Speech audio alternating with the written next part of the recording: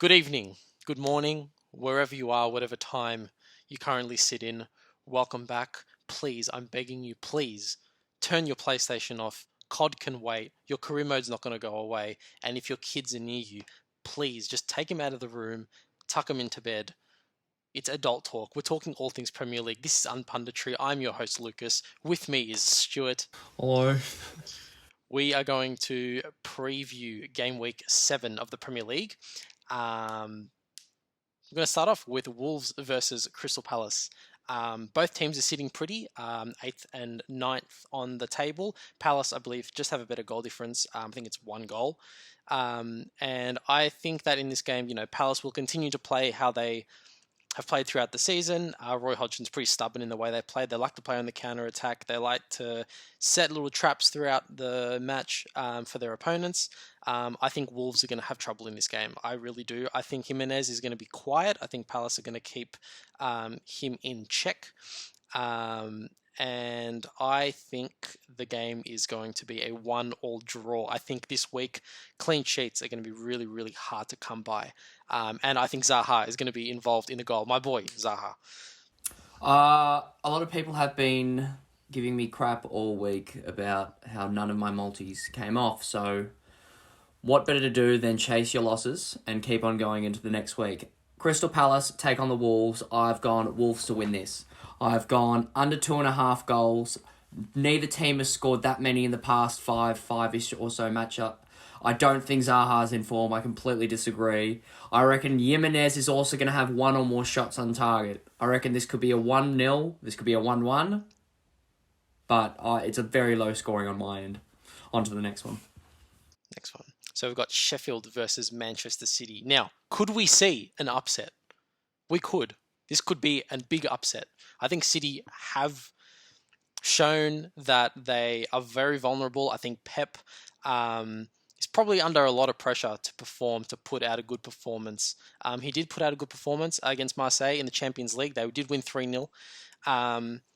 But even though they don't have Aguero, I think he's out this week. They're going to play Sterling up front, which I don't like. I think he should be playing on the wing where he's one-on-one. They're going to play Foden on the wing. I think, again, I really don't think that's his best position. Even though Sheffield, they have been playing okay. They played well against Liverpool, creating a lot of chances. I still think City are going to come through. And I think once City score the first goal, the floodgates will open. I think they're going to win 3-0. Another 3-leg same game multi for you right now. Man City to win over 2.5 goals. Completely bang on right there with Stamos. It's going to be a goals fest for Man City. And what better to wrap off that multi with Raheem Sterling, anytime goal scorer. Burnley versus Chelsea. I think Burnley need to get a grip. I think they need to get a grip. They're not very exciting. They do have goal scorers in their team, but I think they are really underperforming this season. And they have to put Chelsea's defense under pressure straight away. We've seen throughout the season that Chelsea's defense can crumble. And Lampard, I think, is still trying to find that groove and find how his team plays and what players are in the best position. And I think it's also great that they've got Pulisic back. I think he's one of the best dribblers in the league. He has so much potential, and I think he's going to cause problems for Burnley's defence. I think Chelsea are just going to get this one 2-1. Another 3-leg same game multi. I am kind of confident with this one. I don't think it's going to be a goal fest. I've got under 2.5 goals. Timo Werner, anytime goal scorer, did score that penalty against Krasnodar this morning. And no, both teams to score. Burnley did fire off a few shots against Tottenham, but Edouard Mendy, he is looking on form with Thiago Silva now. A bit more composed in the back line. We'll see how this one matches up. Moving on to Liverpool versus West Ham. And as a Liverpool fan, I'm pretty nervous about this one. I think with Thiago in doubt, Keita, Fabinho, Matip, there's a real chance for West Brom to ruin Liverpool's unbeaten streak at Anfield. West Ham. West Ham. Yes. I think it's going to be pretty even battle and also chances created. I think it's going to be really even. And like as I said, I can't wait. As someone in the comments said last week, I can't wait for the VAR to ruin this one. I think Liverpool are going to win 3-2. 3-2? 3-2, of course. There's going to be goals in this one. The VAR is going to intervene. Antonio is going to run riot. Alison's We'll back, make mate. chances. I've gone. Doesn't matter. It's 3-2. I've gone Liverpool to win. This is your standard Liverpool multi, okay? Over 2.5 goals, and Mohamed Salah anytime goal scorer. It's one of your safer ones. You think Salah should put away some chances against West Ham. They are pushing up a lot higher around the wings. I expect Liverpool to attack early. I reckon Salah's scoring. On to the next one. So we've got Villa versus Southampton. Has Villa's confidence gone? Will they crumble to the high-flying Saints? It's very possible. It's very possible. I think Ings is going to cause a lot of problems for the Villa defence. He's going to have chance after chance. And again, this could go either way. We've had so many games this season that are so hard to predict. I'm going to go with Southampton winning 2-1.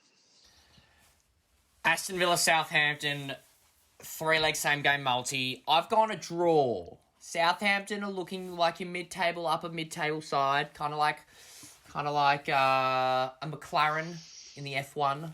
It's up there. Yeah. It's just not there though. Got a draw. I thought Shea Adams played really well last week. Ings really let me down on shots and goals. He was more of that facilitator, was just in the right place in the right time. I've gone Shea Adams anytime goal scorer, but I do think both teams will score. On to the next one.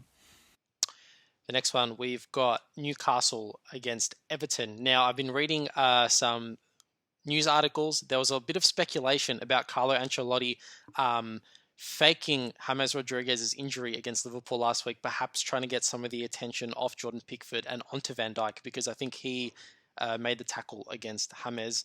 I don't know if that's true or not. He did start against Southampton last week. I think he's in doubt. He's in doubt this week, but he's going to start.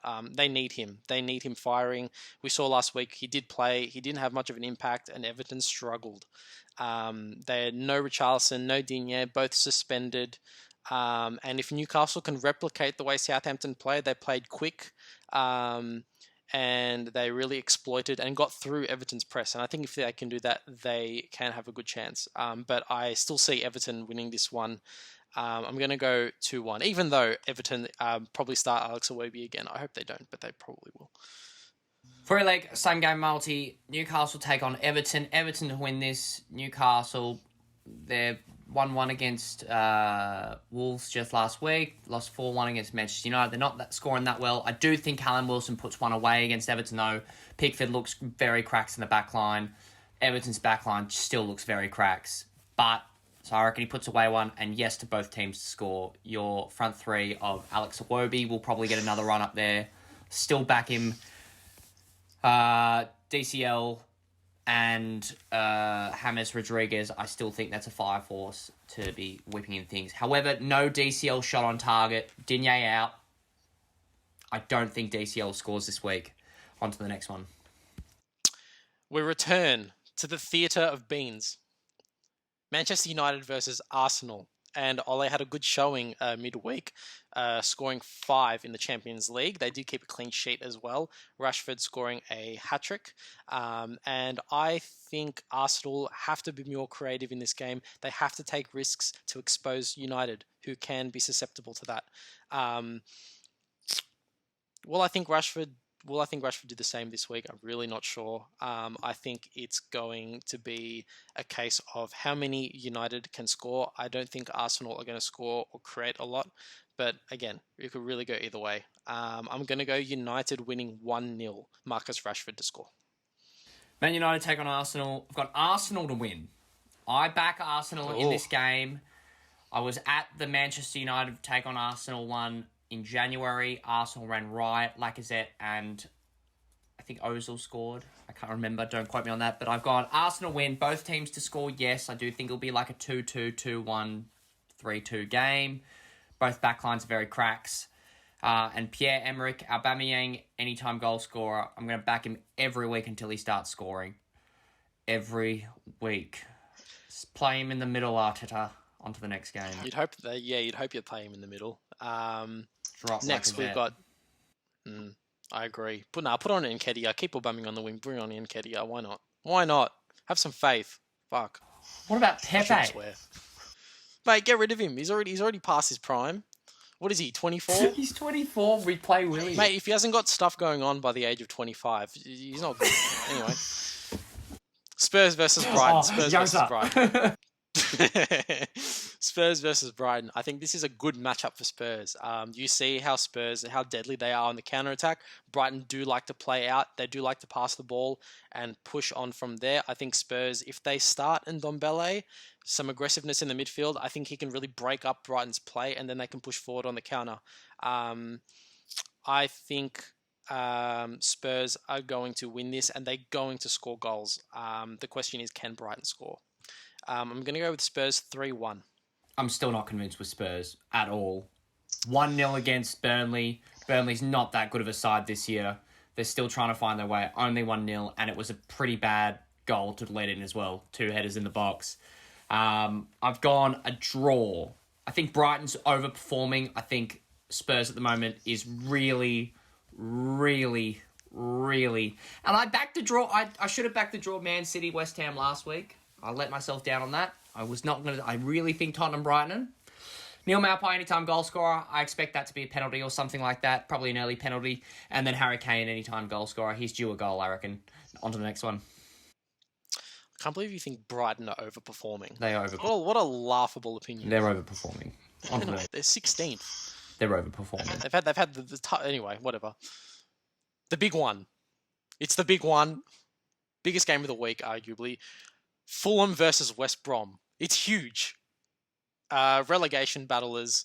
I'm putting Lookman straight into my fantasy team this week. I think he will dominate. I think he's going to score a brace against West Brom. However, West Brom have scored this season. They have been creating chances and putting them away consistently. 3 against Chelsea.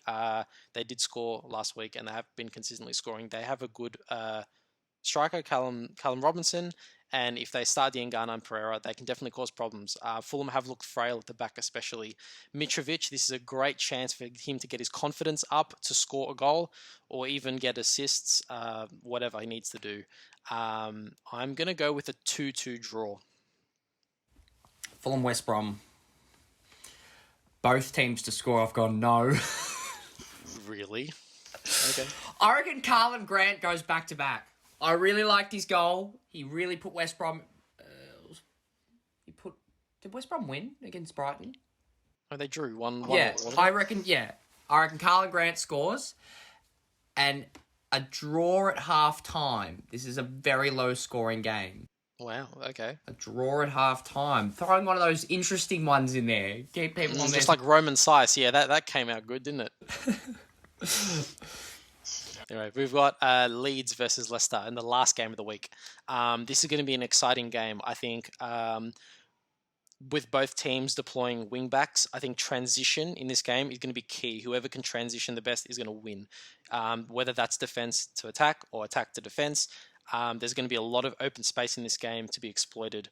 I think whoever can transition the best and play quick and accurately are going to win.